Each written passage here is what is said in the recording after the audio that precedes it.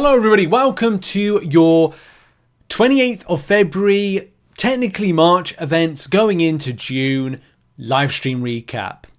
So I watched this for an hour, so you don't have to. We put together a video, and in the description there is a write-up. Of course, if you're just coming to read the write-up, just give the video a like and support the channel. That would mean a lot to me. Thank you very much.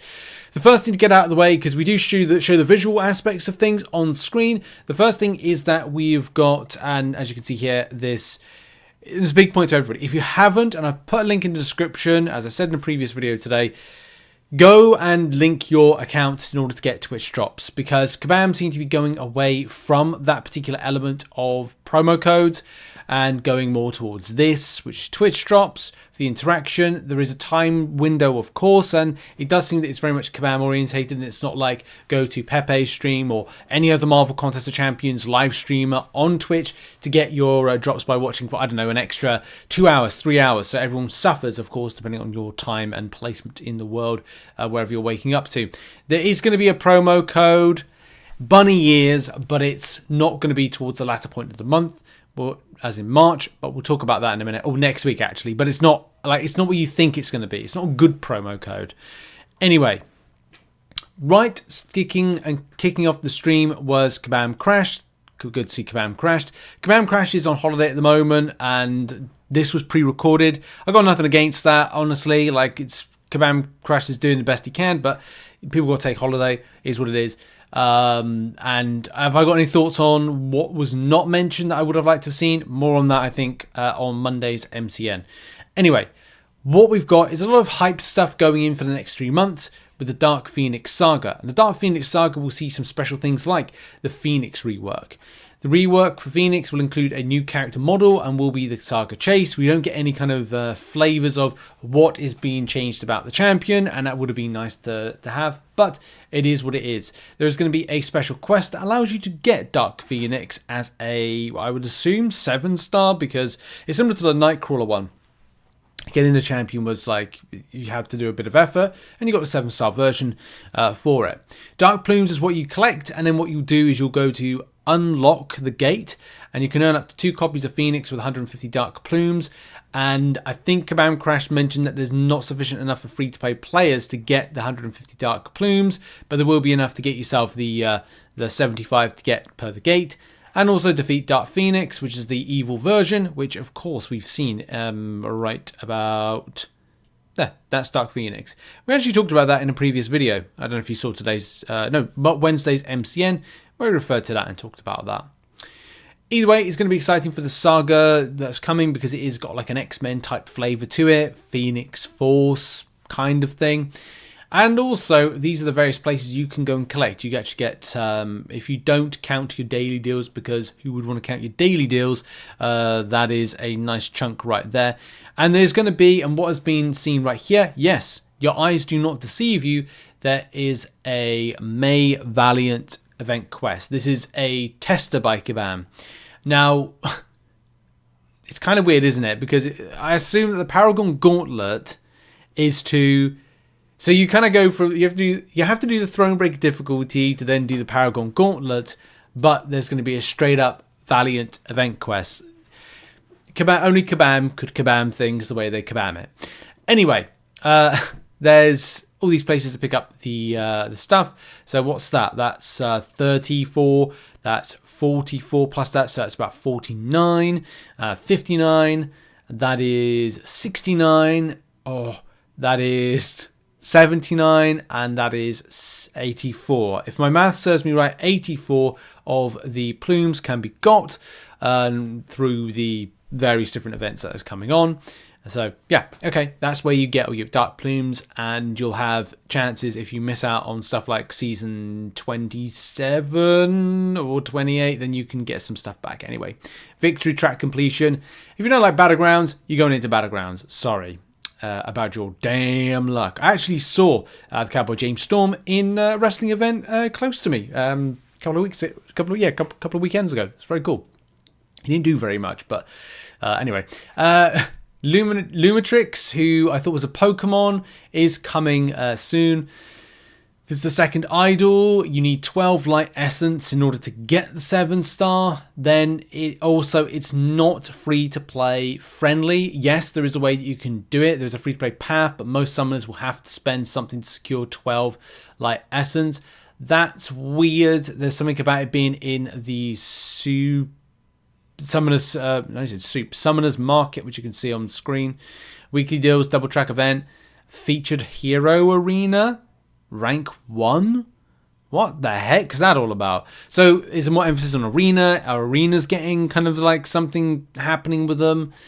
Kabam teed this up as being a very much kind of spender orientated or high level competitors type chase champion. This is why you'll see it in stuff like Battlegrounds. Quantity depends on Gladiator Circuit rank, but also raids and Nightmare raids. So how much you get the volume of and where you go are going to be a very, well, grindy, competitive, but maybe spendy type ordeal. Nothing really has been confirmed about that, but we'll have a look at more details as they come out and come to light. Essence with it. We're also back in Gladiator Circuit, not Gladiator Circuit, we're back in the Grandmaster Gauntlet again, because Kabam, when they go, hey, you know, stuff we made before, well, go back in them, but go back in them with a little bit of a different flavour. The Grandmaster Gauntlet is back, and of course it's tuned up with power, only accessible with 7 stars, great.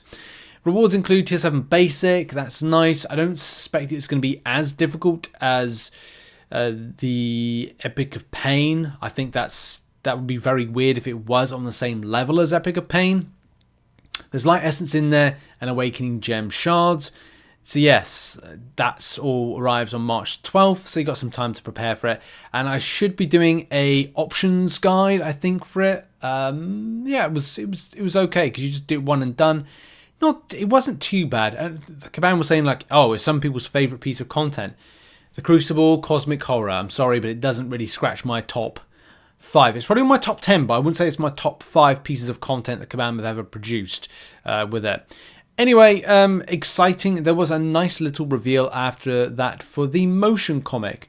So Kabam did a great job. It's good to see motion comics come back. I did very much enjoy that one. And yeah, it was good to see a little bit of a nod to the Phoenix Force. Phoenix Force 5 seems to be mentioned quite a bit, especially with some of the side quests with it. So it was nice to see like a little motion comic. The Titan Crystal Pool, that has been revamped as well. And you can see the ones that are going in and the ones that are going out. Because you can see that Arnim Zola's in. And the rest of these champions right here are in. Dazzler as well. Some really decent champions, including Spider-Man Supreme, if you want to get him as a 7-star version. And of course, these are the ones going out. You know, the leader. I said name all of them, but it's not. That's North Star. North Star's pretty good, especially after the buff. Of course, we've got Arcade. And, well, if Patriot's going to be that champion, the champion, fun champion, we'll have to see. But Hood and Superior Iron Man as well are going out, which is sad for those that want to collect it. But they might be going to the basic pool, so I assume that's relatively good for everybody. So next, when it comes to the event quests, kind of skirted around, didn't really kind of go into great detail with regards to the event quest, and they wouldn't do because there's nothing really on offer. If we're talking about the side quest, however, there is some stuff that is on offer. The rewards are going to be given to you after you go through the different paths, or after you go through the gates of the paths. And you will need to pick up Ashen Icons. No, not the British YouTuber Ashen Icons. Yes, after 10 years, finding the original names that aren't named after YouTubers or crazy things is not really in Kabam's repertoire. But we hope that they do in the future come up with some original stuff with it. No, that's a joke, by the way. Anyway, 5 weekly quests, so this is going to be a little bit longer, and that's probably because like March is a long time, and when this launches is going to be, I think the April event goes into like a week after, like the 11th. No, it's the 4th, isn't it? It's 4th of April for the end point. So there must be like a few more weeks, like a 5th week, so to speak, with it. Anyway, we had some interesting stuff when it came to Jean Grey and Bastion.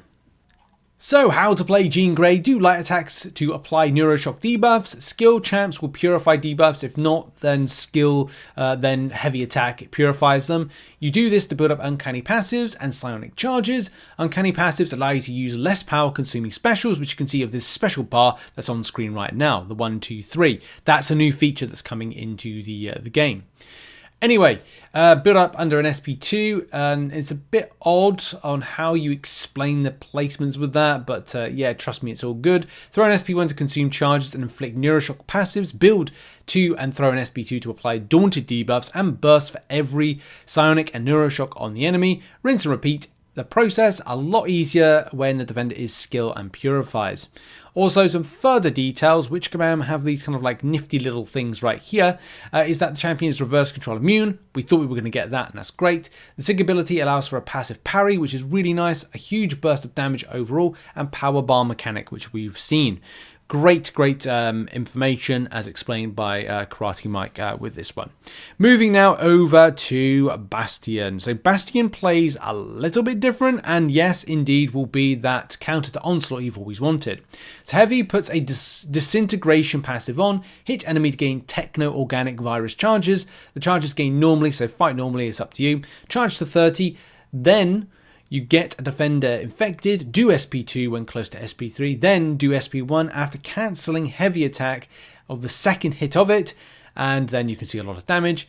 This method does instant disintegration if longer fights do SP3, counters evading mutants, which is nice. And also, which we established by, again, this fantastic infographic by Kabam, 100% bleed and poison immunity, regen like a monster, onslaught counter, can parry non-contact attacks, paired with Sentinel Relic, disintegrate interacts with combat power rate. So a lot of really helpful and interesting information from that. So the other bit of great news is that Cyclops is coming soon. Where soon? Well, it might be in the next couple of months. And Cyclops buff, which this is not the buff version, by the way. We'll talk about that and we'll see that in a minute. You can get from the free track 7-star shards, exalted shards, platinum pool pieces, and dark plumes. And also there's light essence with the paid side of things. As you can see, you spend a little bit of money, you get your stuff, and you get 7-star Cyclops from that one. So that's not exactly great, is it? But you can get the champion and get some free stuff as well at the same time. We had a really decent segment with Kabam Reread. This was one of my favourite parts of the actual stream, mainly because it was a great insight into the art department and other stuff with that.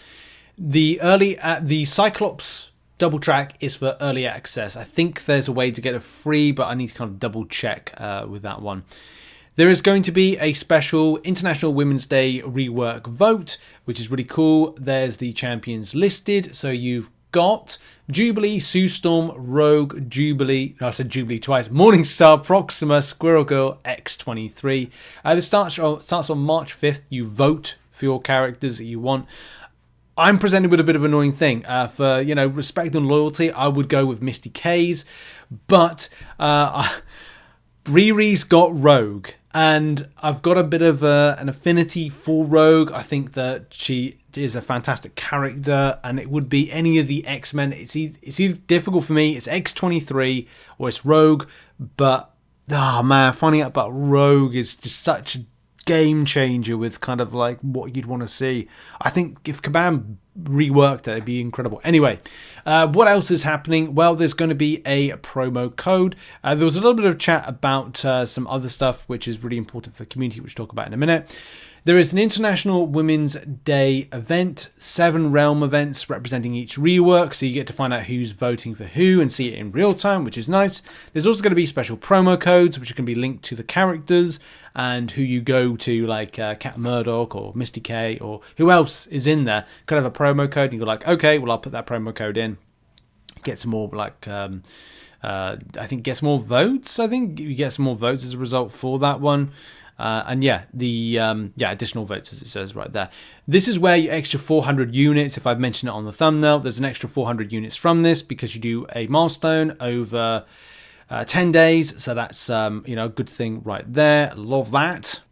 There's also special crystals you get as a result, depending on your progression. Uncollected Plus get Nexus Cavaliers, which is nice. It would be nice to have like Nexus Paragons for those a bit higher up, or Valiants, but that's Kabam, and I suppose giving 400 units that is as much as they want to kind of like put out for stuff. There's extra profile pictures, titles, and other stuff like that, and of course it's a very votey type thing.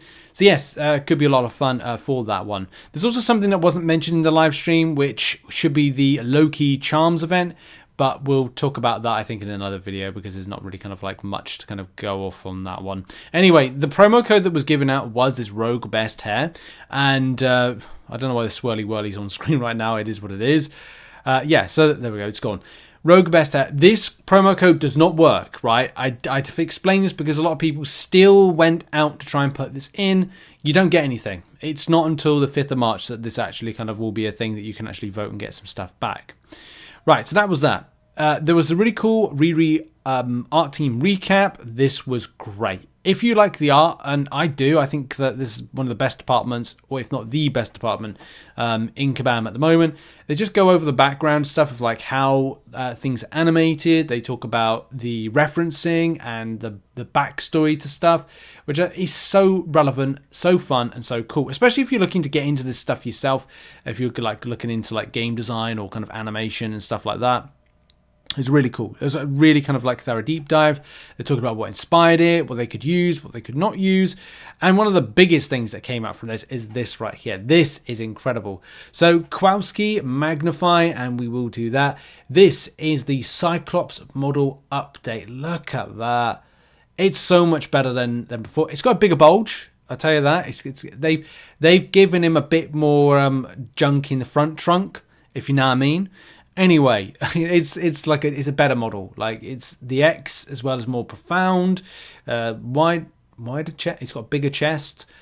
Anyway, apart from kind of like simping over this, it's just a better model altogether. And they said the inspiration was the more kind of like athletic and tactile version that you see in the X-Men 97. You can see right here, like he just looks like he's like more like there's the live animation of that working. And it just looks a bit more kind of like cooler, fun. He's also not doing that, the old school kind of like meme thing where you just, that. Like he's not doing that. He just looks a bit kind of like ready, decent, just a better model overall. And even with like the sculpture around the face and the actual visor itself, it looks good. Like Kabam have done a fantastic job here. I love it. I think, yeah, great job. Great job to Kabam on this one. Anyway, we're going to move on to other things that were in the live stream. Oh, apart from that, because that was obviously a big thing. They talked more about the inspiration around Mr. Knight, and they said the process is in work at the moment. We'll see him later on this year, and they're leaning towards the comic version than the TV version. That this one has more of kind of like a boxing, military, and charismatic background to it. Anyway, what else was in that segment? Well, and by the way, go and watch it because it is a really interesting segment about how they figure out the art style. They do go over Lumatrix. If I'm saying that wrong, I don't care because it sounds too much like a Pokemon. He doesn't have any arms, and what he does have is kind of like Aegon version of arms, if you know what I mean. Great animations, looks cool, and yeah, I think a lot of people will be very excited to get it. However, you're getting it because it's to be honest, it looks a bit like something out of World of Warcraft. I think even like the previous one as well. It's like Kabam have been watching too much World of Warcraft, like playthroughs, or they've been playing themselves. I think these idols are going to very much look like that. Anyway, moving on. There's new Nightmare Raids. Nightmare Raids is basically AQ raids, but beefed up. And this beefier version will see you have better rewards, but also we'll see the standard raids be downgraded. Effectively, we've now gone into AQ. Alliance Quest has now got maps, but now it's in AQ raids. AQ raids maps, difficulty settings, and stuff like that. And same cost, new bosses, and APOC is a potential boss. It's kind of like, well, it's mutant orientated, so you kind of go like, well, it's probably going to be for that particular event. So apart from that, that's that. More details coming soon. And the final thing is a special type of Daredevil event. Yes, with Daredevil Born Again, we're going to see these Hell's Bells, which you're able to transfer to get a Daredevil as part of an offer chain. Whether or not you like that or not. Also in the chain with units. So I guess this is going to be a fun thing. Sort of. There's a Bullseye Valiant crystal, which again could be fun, where you get 1 Hell's Bell and 1 Bullseye Valiant crystal, and there's 2 bundles per week for runs for 9 weeks alongside the show. So I think it's just cool to have a nice tie-in. Anyway, that is going to be it. That was all that she wrote when it came to the live stream. We'll be dissecting some of the matters into videos, I think, between today, tomorrow, and Sunday to keep you well informed and cover some of the things that I've only just said, hey, this was what was in there, but no context was added. We're going to add some context to stuff and go into great detail into other stuff very, very soon. So look out for those videos. Check out some other content located on screen. And have a lovely day, whatever you're doing, and lovely weekend. Bye-bye.